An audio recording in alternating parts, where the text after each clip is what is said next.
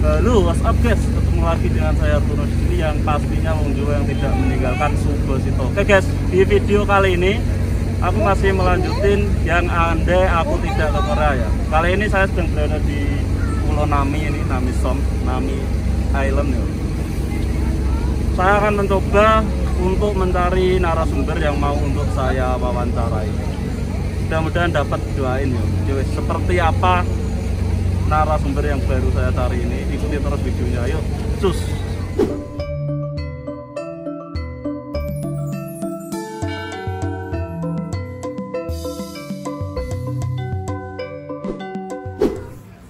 Oke guys, ini jadi aku ketemu sama temen satu kota kita ya mas. Satu kecamatan malah. Nggak sengaja. Ini dari rombongan tadi saya liburan ke Nami. Ini sekarang lagi di Nami loh guys, ini kelihatan belakang itu. Nami Island. Yang terkenal Korea itu Nami Island sama Jeju pokoknya ikonik itu. Pulau yang terkenal ya. Jadi di video kali ini masih lanjutan yang kemarin yo. Andai aku tidak ke Korea. Masih salam kenal saya mas. Saya diurung salaman. Saya Ubaidillah. Mas Ubaidillah sama Mas Ubaidillah dari Kelambu kayaknya Pandan Kemiri. Nggak masa mana? Aku dari Berarti mas. Berarti satu kecamatan lah. Iya. Yo pertama kali ini bersedia untuk saya jadi narasumber lah coro kerene. Tapi di sini juga tak sebut podcast ini. Podcast larang regane podcast ini gak main-main. 1 2 3 4 close the door lewat. Iku gak sampai Nami, ini Nami loh. Iya. Alis Indonesia belum tutup ke sini kok ya. Sampean pertama kali masuk podcast Mas. Iya, masuk pertama kali. Ojo grogi Mas, tarik napas sik 1 2 3 tarik napas. Ketemu para penggemar ya Mas Hartono ini. Grogi. Enggak, penggemar teman-teman. Ya wes langsung saja Mas, daripada lama-lama ini pada nunggu maksudnya saya sama. Sampean kelahiran tahun berapa? Kelahiran aslinya menurut sampean berapa? Lah perkiraanku sih 95-an. Ya sekitar segitulah. 97-an. 97 sama. Kelahiran 97. Terus ke sini pakai ijazah apa Mas? SMA? SLTP. Kenapa nggak pakai SMA? Dulu pernah sekolah SMA 2 kali tapi gagal. Karena ya namanya juga ya setiap ilmu kan nggak harus dari formal kan, informal semua kan atau tidak bisa diterahin. Berarti sampean karena keadaan sih mungkin dulu. Keadaan apa di drop out? Keadaan sih. Kalau drop out saya mengundurkan diri malah. Karena keadaan diri. Sadar diri aja lah. Karena orang tua udah tua terus masalah ekonomi juga ya mungkin ya akhirnya ya aku ngalahin langsung kerja beberapa tahun langsung sekolah Korea. Berarti sampean kerja dulu sebelum kesini udah pernah kerja di Indonesia. Kerja apa kalau boleh tahu ini? Kerja karyawan swasta di mebel. Kerja yo nang mebel guys. Jadi nggak koyo lemari-lemari ngono ku ya Mas ya. Lemari, dipan, kursi ya dari kayu semua lah. Sing dienggo saseran-saseran ngono kae lah coro. Kusen, pintu bisa insyaallah. Di situ berapa tahun Mas? Dari 2013 sampai 19. Berarti 6 tahun. Suwe juga. Gue bahasa Jawa gak apa Mas, misal bahasa Indonesia ya, kan biar agak lancar. Semua tahu lah, Indonesia bisa tahu lah. Oh iya. Kan ini kan konten internasional. Kalau bahasa di Jawa kan nggak tahu semua tuh. Iya, jarang yang tahu Mas. Aku lihat bahasa Indonesia mikir sudah lama aku loh.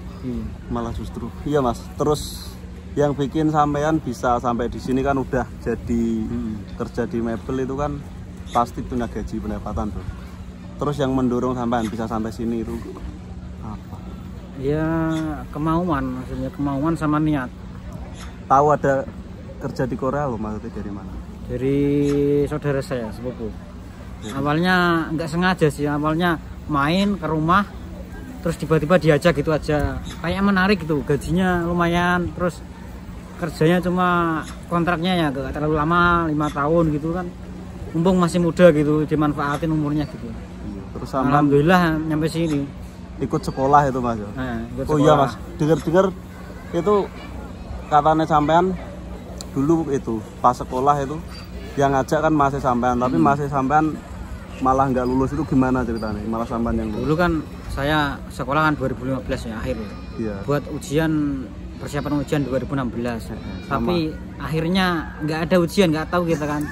Sama akhirnya yo salaman saya. Podo aku yo 2016 iya. akhir. Terus 2016 terus pulang dia kan aslinya orang Palembang, cuma punya kerabat di Penawangan di Jawa Tengah di Purwodadi itu tempat LPK-nya itu. Gak ada ujian kan, jadi dia balik ke Palembang lagi, ke kampung halamannya lagi. Balik ning Palembang. Terus kabar ada ujian 2017 itu mendadak. Jadi dianya nggak persiapannya kurang. Kan daftar ujian kan cuma seminggu ya dulu ya. Nggak ikut tryout berarti? Ya nggak ikut. Cuma dia pernah sekolah gitu. Pernah sekolah terus kurang seminggu daftar ujian. Kalau daftar ujian kan sama ujiannya kan jangka waktunya 3 bulan ya. 3 bulan. Itu kan bisa buat tryout. Nah, dianya telat daftarnya jadi ya gagal. Nyampe Jawa itu udah seminggu lewat, jadi ya terima kenyataan aja gitu. Tapi itu udah sempet ikut ujian ya Mas? Belum. Oh berarti karena karena telat daftar. Oh tak kirain ujian gagal.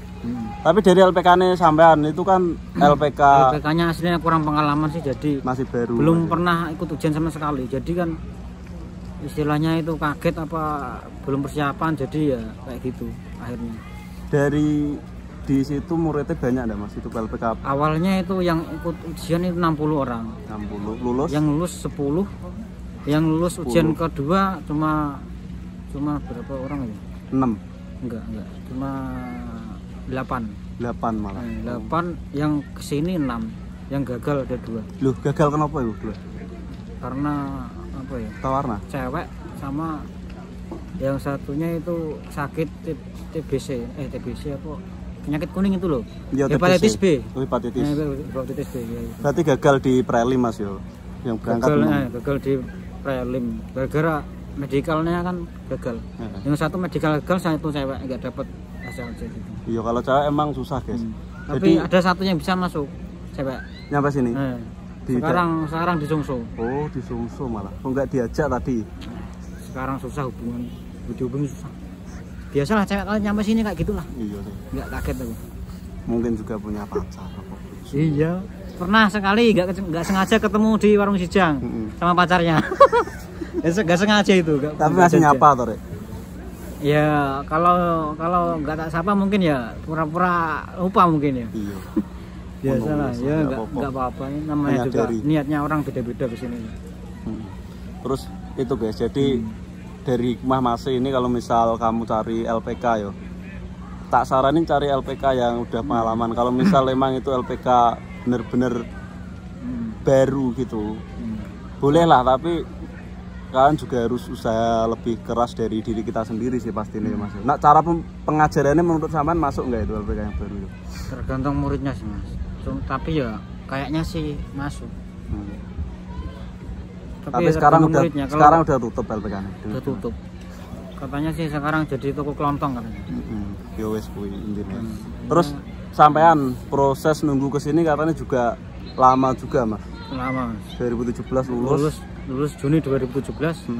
Berangkat ke sini September 2019. Kadaluarsa. Nungguin 2 tahun lebih. 2 tahun lebih 3 bulan. 2 tahun 3 bulan. Kadaluarsa ijazah kan aktifnya 2 tahun. Okay. Kadaluarsanya 3 bulan, tapi alhamdulillah tiap tahun rosternya kan aktif. Perbaruan roster kan bulan Maret. Jadi sanding ulang no. Iya, otomatis sanding ulang bulan Maret. Otomatis. Matinya itu bulan Maret 2020. Jadi masih aktif sampai situ, alhamdulillah dapat SLC bulan September 2019. Agustus prelim, Septembernya berangkat ke sini. September sini. Sampai sekarang 2 tahun, Mas. 2 tahun alhamdulillah. Enggak nyangka hasilnya. Masih kayak mimpi kan di sini tuh. Di sini tuh orang-orang hebat semua menurut saya. Iya, istilah orang pilihan lah. Oh ya Mas. Menurut saya. Pengalamannya sampean buat teman-teman ini kan. Di sini pas pertama kali yang masih teringat pengalaman buruk ada enggak?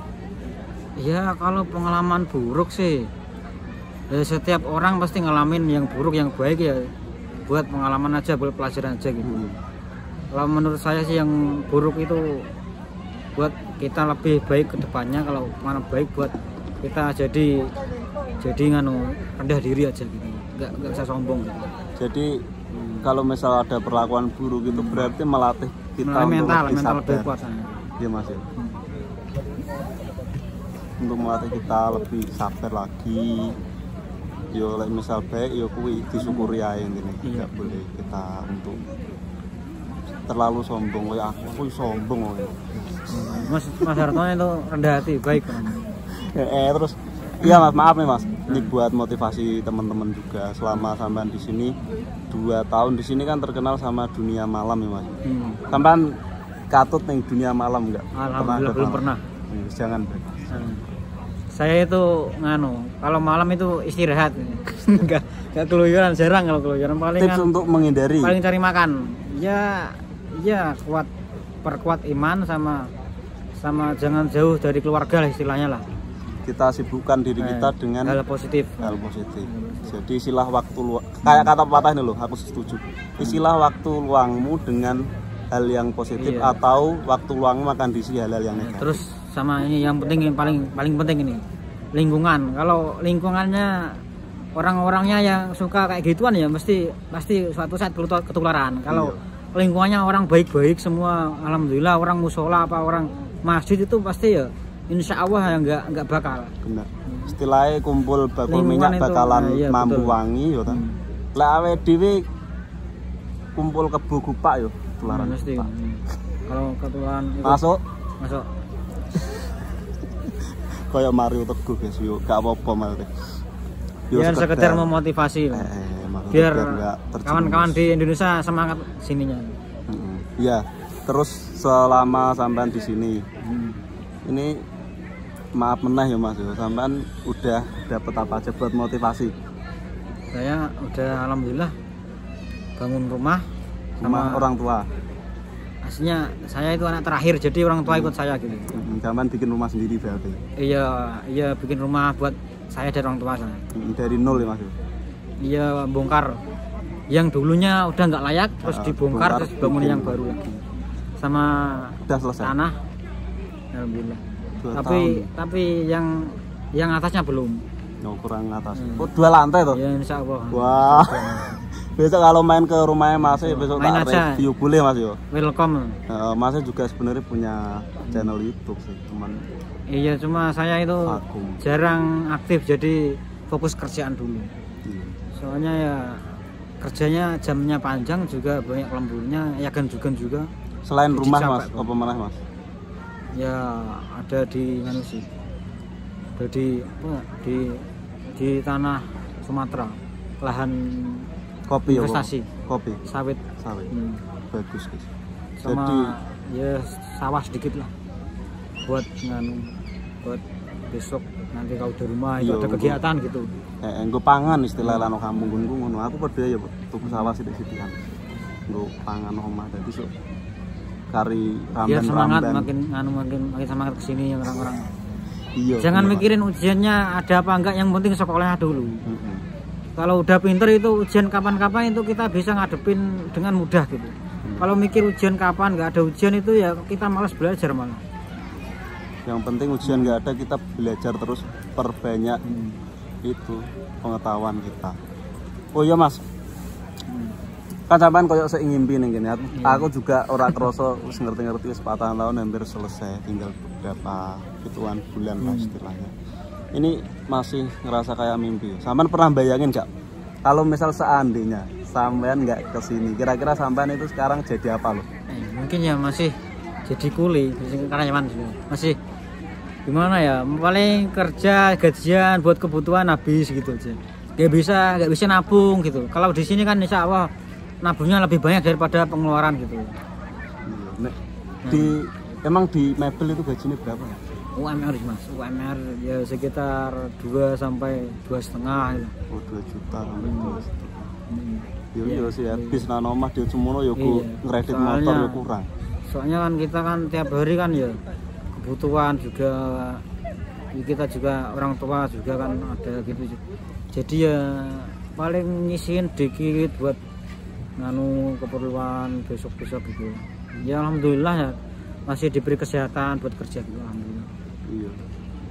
Iku tapi lek sampean nganu stagnan, tapi lek sampean takdiri dadi bos mebel piye? Ya. Mungkin sampean iso wae dadi bos mebel lho. Apa sih? Saya Lek gak rene lho maksudnya, kan sampean di keterampilan. Ya kalau ada kemauan niat ketekunan sih bisa. Ya cuma kalau kita malas berpikir, malas ke depan, malas apa ya? Istilahnya itu nggak mau ke nganu ya.